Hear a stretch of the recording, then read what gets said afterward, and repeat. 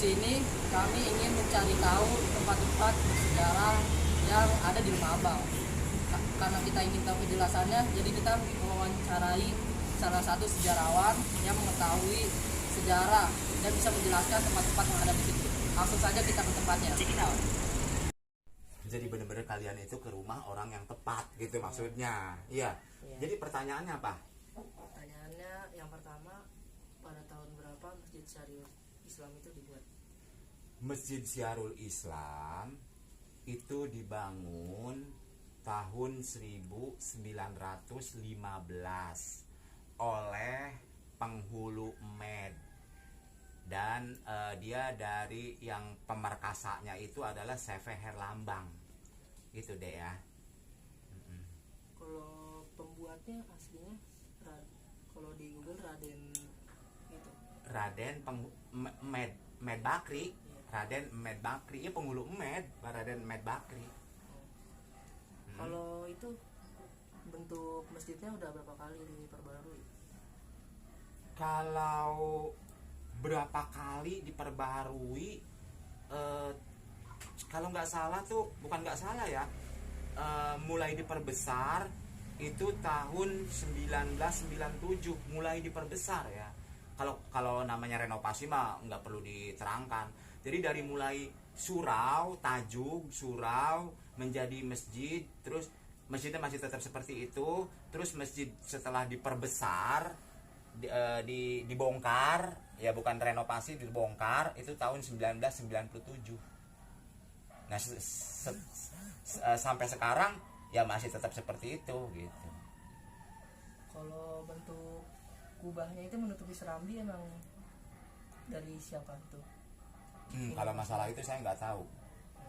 Kalau masalah itu karena apa sebab apa sih kubah menutupi itu hasil daripada musyawarah para ini yang saya tahu itu hasil dari musyawarah orang-orang dari keturunan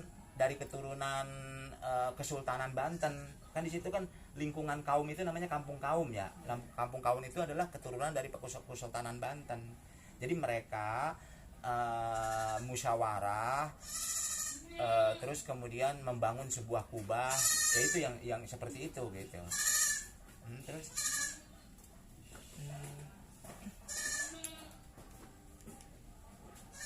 apalagi?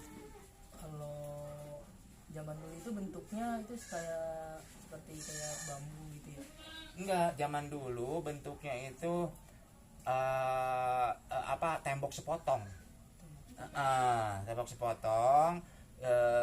Dia tidak menggunakan apa sih istilahnya semen waktu itu, tumbukan batu bata ditumbuk sampai halus, diayak sampai halus, itu dipakai buat apa sih istilahnya ngedempul itunya batu-batuannya.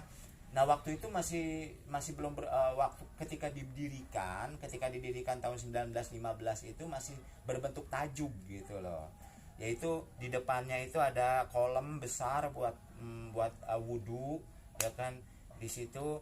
Terus kemudian karena pada saat itu juga pengairan dari Cibarusa sampai dengan Lemah Abang ini masih airnya masih jernih, airnya masih mengalir jernih.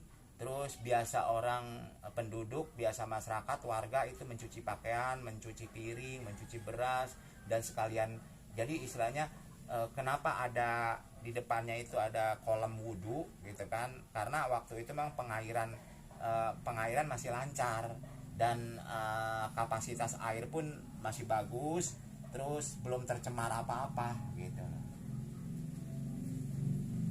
Kalau mau nanya yang beda berkaitan berarti mah Contohnya stasiun Lemah Abang gimana ya? Tentang stasiun Lemah Abang. Ya, namanya berkaitan dengan Lemah Abang. Kalau stasiun Lemah Abang itu didirikan oleh PT Beos. PT Beos singkatannya apa? Varegnaging gitu. Varegnaging lupa deh pokoknya. PT Beos tahun 1880 sekitar tanggal 19 April tahun 1883 itu dibangunnya stasiun Lemah Abang gitu. Jadi dia ketika masa kolonial Belanda gitu. Jadi yang membangun pemerintahan Belanda ngebangun stasiun untuk kelancaran transportasi gitu, bagi ya khususnya bagi keuntungan dia, bukan keuntungan kita gitu, bukan keuntungan warga pribumi atau warga Indonesia, bukan. Kalau stasiun Cikarang itu berarti sekarang masih beroperasi untuk mengangkut orang apa pengangkut barang aja? Kalau stasiun Cikarang saya kurang begitu tahu, tapi kalau stasiun Lemah Abang, kenapa stasiun Lemah Abang itu sampai sekarang nggak boleh dipugar? Karena dia udah masuk dalam undang-undang, gitu ya, undang-undang. Jadi dia udah legitimasi. Jadi bangunannya nggak boleh dibongkar. Jadi udah cagar budaya. Gitu ya. Jadi nomor 5 tahun 1979 tentang cagar budaya. Jadi makanya bangunan stasiun Lemah Abang ini tidak bisa dibongkar dan tidak bisa dirubah. Makanya maaf seribu maaf, makanya kereta itu apa sih, KRL ya, Iya. itu hanya sampai Cikarang. Kalaupun nanti sampai Kerawang tetap stasiun Lemah Abang kayak gitu, nggak boleh dibongkar. Yang pertama stasiun Lemah Abang, kedua Bojong. Itu yang mendapatkan undang-undang secara legitimasi dari pemerintah. Itu tentang cagar budaya, dilarang merubah, memugar, menghilangkan ini gitu. Dilarang. Stasiun Lemah Abang gitu. Terus pernah gak sih ada peristiwa tertentu gitu yang gak pernah dilupain? Sangat gitu kan. Ceritanya begini, kita nih Lemah Abang ini cikal bakalnya itu, nama Lemah Abang ini adalah nama seorang waliullah, seorang ulama besar yang menyebarkan agama Islam sampai di sini. Lemah Abang itu namanya ada 9 nama, ya kan, ada 9 nama. Nah, salah satunya kita nomor 3 di sini itu adalah Lemah Abang Bekasi. Di Lemah Abang ini ada yang dimaksud dengan pabrik penggilingan padi, yaitu Michel Arnold, dibangun oleh pengusaha kolonial Belanda. Nah, ketika Michel Arnold itu dibangun oleh kolonial Belanda, berarti dia membangun jalan dogong antara Lemah Abang sampai dengan Cibarusa untuk mengangkut untuk mengangkut bahan baku padi. Padi itu diambil dari cukai gitu, pajak ya, pajak paksa lah, pajak paksa namanya kolonial sih, pajak paksa gitu. Nah, pabrik penggilingan padi ketika masa pemerintahan Jepang, ya kan, waktu itu Belanda kalah oleh Jepang pada tahun 1942, dia itu tidak dipungsikan. Nah, terus kemudian kita merdeka tanggal 17 Agustus 1945, itu kemudian diambil alih oleh Indonesia. Pabrik penggilingan padi Michel Arnold itu dirubah namanya menjadi PT Pemandangan, ya, PT Pemandangan. Nah, terus 1 bulan kemudian 17 Agustus 1945, 19 September kan Belanda ikut lagi ngedompleng dengan Inggris, nikah. Dia ingin menjajah lagi. Nah, itu yang disebut dengan perang kemerdekaan, ya kan. Nah, akhirnya diambil alih oleh Belanda, jadi markas Belanda pabrik itu, ya kan. Dari tanggal 19 September 1945 sampai dengan akhir Desember itu dikuasain oleh Belanda. Setelah adanya sebuah perundingan penentuan garis demarkasi, yaitu yang diletakkan di Sasak Jarang, Bulak Kapal. Nah, itu di situ akhirnya Belanda yang tadinya mendiami atau membuat pabrik penggilingan padi ini jadi markas, dia harus pergi ke sana karena wilayah dari Bulak Kapal sampai Batavia itu adalah milik dia. Untuk Bulak Kapal kita sampai ke sono itu milik Indonesia gitu. Akhirnya mereka semua pada mengungsi. Nah, pabrik penggilingan padi akhirnya dijadikan markas operasional TKR Resimen 5. TKR itu apa? Tentara Keamanan Rakyat, yang sekarang ABRI, TNI gitu kan. Nah itu TKR, dijadikan di bawah komandan pimpinan Mafrina Muin gitu kan. Nah kenapa TKR ini dijadiin markas operasional? Karena berbagai macam alasan, ya kan, berbagai macam alasan. Alasan pertama, ya kan, Lemah Abang ini adalah lumbung padi, bahwa tentara pejuang harus makan, gitu kan. Kalau misalkan nggak makan, bagaimana mau perang? Gitu kan. Kedua, Lemah Abang punya stasiun, berarti dia ada alat telekomunikasi, ada telepon. Waktu itu kan Presiden Soekarno kan ibu kota pindah ke Jogja, ya kan, ke Jogja, pindah ke Jogja, ya enggak? Ibu kota pindah ke Jogja, nanti untuk menghubungi Jenderal Sudirman, Bung Karno itu dari sini, dari Lemah Abang. Ya itu berarti strategis karena ada alat. Ketiganya, Lemah Abang itu letaknya strategis, bisa ke Kerawang, bisa ke Bekasi, bisa ke Cibarusa, bisa ke Serengseng, Cikatani, letaknya strategis, ya kan. Keempat, Lemah Abang banyak warganya hobi perang, rakyat-rakyatnya. Kenapa hobi perang? Karena keturunan orang Lemah Abang ini itu adalah cikal bakal dari prajurit Kerajaan Mataram yang ngegempur POC abad ke-17, nggak balik lagi karena kalah oleh POC Mataram. Dia kalau kata Raden Patah, lu kalau kalah nggak boleh balik lagi, pokoknya lu kalau kalah gue penggal semua. Akhirnya mereka nggak pada balik lagi, nyangkut di mana? Ada yang di Sukatani, ada yang di Lemah Abang, ada yang di Cikarang, ada yang di Setu, pada nyangkut, nggak ada yang pada mau balik lagi ke sono. Beranak pinak lahir. Berarti rakyat Lemah Abang teh hobi perang gitu. Kalau suatu saat perang terjadi, ya udah rakyat aja suruh ikut berjuang gitu kan. Kelimanya, bahwa rakyat Lemah Abang itu petani. Biasanya petani itu gigih gitu kan.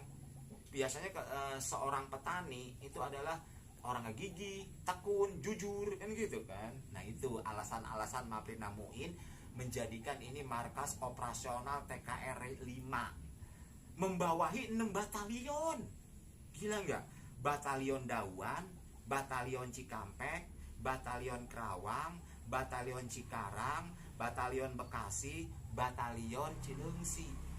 Di sini pusatnya membawahi 6 batalion. Batalion Dawan, Batalion Cikampek, Batalion Kerawang, Batalion Cikarang, Batalion Bekasi, Batalion Cilengsi, Bogor. Jadi pusatnya di sini. Nah itu yang menjadikan Pak Ding nangis. Kenapa nama Lemah Abang hilang? Sedangkan dia memiliki sejarah panjang. Dari tanggal 12 Februari tahun 1492. Bayangkan, kenapa nama Lemah Abang hilang? Kenapa Kecamatan Cikarang, kenapa malah diganti sama Kecamatan Cikarang Utara, Cikarang Timur, Cikarang Pusat, Cikarang Selatan? Kenapa? Mana nama Lemah Abang? Bahkan Pak Ding sendiri mengajukan kepada Bupati supaya itu Stadion Wibawa Mukti diganti menjadi Stadion Lemah Abang. Coba, Pak Ding sebetulnya marah gitu. Tapi sayang, marah Pak Ding gak kuat, gak ada yang ngebantuin. Sendirian aja gitu loh. Ya?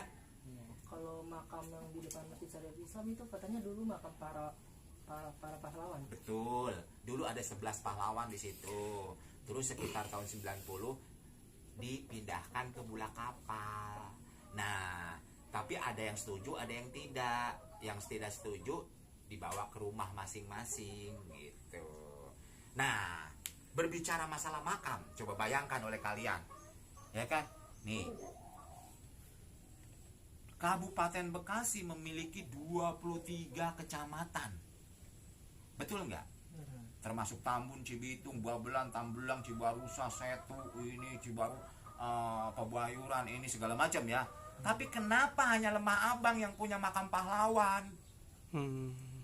Cikarang enggak, Cibitung enggak, Tambun enggak, Setu enggak, Sukatani enggak, Sukaraya enggak, Pebayuran enggak. Hanya Lemah Abang. Berarti disitulah Lemah Abang bener-bener tempat berjuang. Bukti nyata. Sampai kalian mungkin kalau belum diceritakan sama Pak Anding mungkin kaget. Sampai Hairil Anwar mengarang puisi Kerawang Bekasi itu sebetulnya bercerita tentang Lemah Abang. Hanya di situ nggak ada kata-kata Lemah Abang. Karena di bawah buku Hairil Anwar 1947 September 1947, pada saat 1947 itu stasiun Lemah Abang lagi dibombardir. Nah ini fotonya lagi dibombardir. Nah ini lagi dibombardir sama Belanda. Foto Lemah Abang itu. Nah di situ makanya Hairil Anwar mengarang Kerawang Bekasi. Tapi orang nggak ada tuh ini. Tapi orang nggak tahu yang dimaksud Hairil Anwar itu apa. Paham nggak? Iya. Pada saat itu sedang perang gitu loh. Ya, udah cukup. Cukup. Jadi udah matiin. Udah. Jadi